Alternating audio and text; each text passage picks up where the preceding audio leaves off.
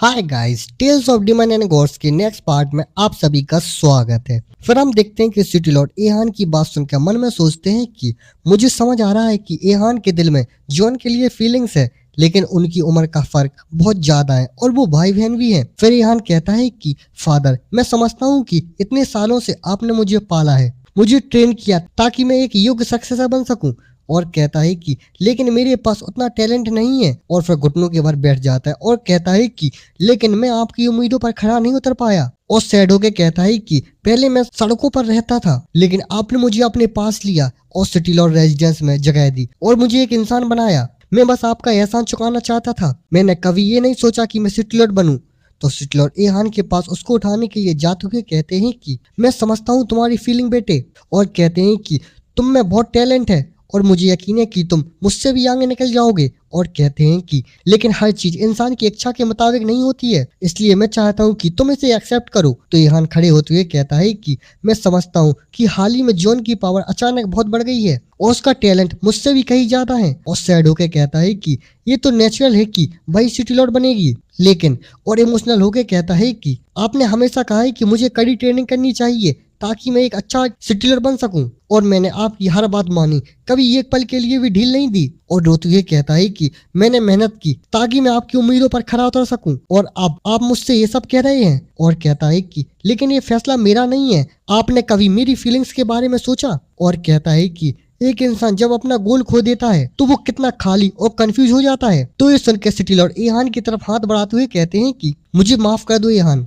तो एहान रोते हुए कहता है कि क्या आपने मुझे कभी अपना असली बेटा माना भी था? मेरे जैसे एक आवारा लड़के को विलियर्ड फैमिली या जॉन के लायक कैसे समझ सकते थे? और कहता है कि अब जब मेरे सपने ही छिन गए हैं तो मैं बस एक खाली खोल बनकर रह गया हूँ, मेरे पास कुछ नहीं बचा। तो ये सुनकर सिटी लॉर्ड कहते हैं कि एहान, और मन में सोचते हैं कि हाँ, मैंने पहले बहुत गलती की है, मुझे अपने बच्चों पर इतना सख्त नहीं होना चाहिए था, मुझे उन्हें और क्या देना चाहिए था। और एहान के पास जाते हुए कहते हैं कि नाइली सही कह रहा था, और कहते हैं कि मैं समझता हूँ कि तुम कितने दुखी हो एहान, मुझे माफ कर दो। और एहान को गले लगाते हुए कहते हैं कि मुझे तुम्हारे ऊपर इतना बोझ नहीं डालना चाहिए था, और मुझे तुम्हें अपनी उम्मीदों के हिसाब से ढालने की कोशिश नहीं करनी चाहिए थी। और यहाँ रोते हुए कहता है कि फादर, और सिटी लॉर्ड कह रहे होते हैं कि तुम्हें एक बेहतर जिंदगी जीनी चाहिए थी, ना कि वो जो मैंने तुम पर थोप दी। और फिर ये साला ईहान एक हरामी सा फेस बना के कहता है कि मैंने कभी नहीं सोचा था कि आप ऐसा कहेंगे, मैं तो आपकी बात सुन के सच में भावुक हो गया। और सिटी लॉर्ड की बैक पे एक डैगर को घोप देता है और कहता है कि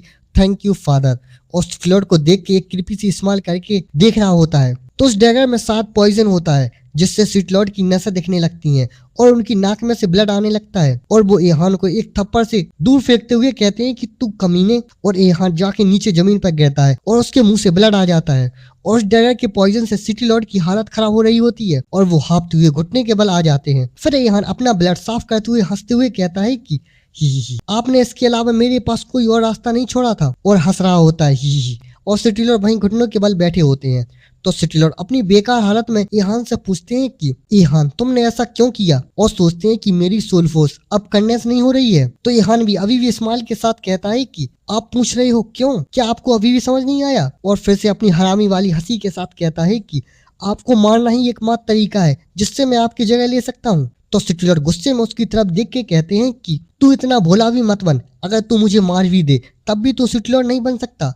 और मन में सोचते हैं कि ये बहुत अजीब है, मैं इस पॉइजन को निकाल नहीं पा रहा हूँ। तो यहान कहता है कि ओ फादर, आप यहीं तो गलत हैं, सब कुछ वैसा नहीं है जैसा आप सोच रहे हैं। और कहता है कि कुछ ही दिनों में ये खबर फैल जाएगी कि आपको डार्क गिल्ड ने मार दिया। और खड़े होकर सिटी लॉर्ड की तरफ आते हुए कहता है कि और मैं वहीं बनूंगा जो उस असैसिन को पकड़ कर मारेगा, और फिर नाइली को असली गुनहगार साबित कर दिया जाएगा। और अपनी पावर निकालते हुए कहता है कि और उसके कुछ ही टाइम बाद डार्क गिल्ड विलियर्ड फैमिली पर हमला करेगा। और इस्तेमाल करते हुए कहता है कि और फिर उस वक्त टूटी हुई विलियर्ड फैमिली ग्लोई सिटी को कंट्रोल नहीं कर पाएगी और मैं सीक्रेट फैमिली के सपोर्ट के साथ आराम से सिटी लॉर्ड बन जाऊंगा। तो ये सुन के सिटी लॉर्ड अपनी बुरी हालत में गुस्सा करते हुए कहते हैं कि तू हरामी। और एहान अपनी क्रीपी सी स्माइल के साथ कहता है कि फादर, अगर आपने शुरू से ही मुझे सक्सेसर बना दिया होता तो ये सब कभी नहीं होता। तो ये सुन के सिटी लॉर्ड गुस्से में कहते हैं कि तू कमीने हरामखोर, तूने डार्क गिल्ड के साथ हाथ मिला लिया। तो एहान कहता है कि हाँ, ये तुम्हारे साथ रहने से कहीं ज्यादा बेहतर है। और फिर ईहान सिटी लॉर्ड के पास आता है